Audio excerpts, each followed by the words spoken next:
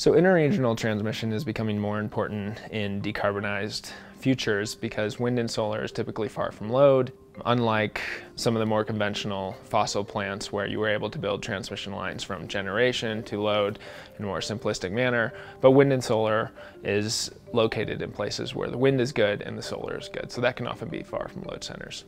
And so you have to think about building transmission over longer areas, and sometimes that's going to cross state lines and it's going to cross other jurisdictions. So being able to access generation or energy from regions outside of your own requires a level of collaboration and coordination that is beyond what typical planning processes go through.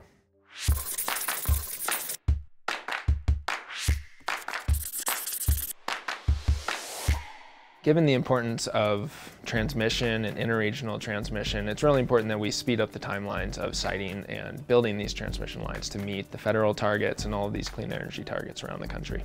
There are a lot of estimates that we would need double the transmission, triple the transmission, and a lot of that depends on the path we go, but certainly we do need some transmission and we need neighbors to work together to build it. At NREL, we're doing modeling and analysis at a national scale to understand the benefits and value of transmission to help regional and local planning processes. So transmission has a lot of benefits, and it can be hard to quantify those benefits.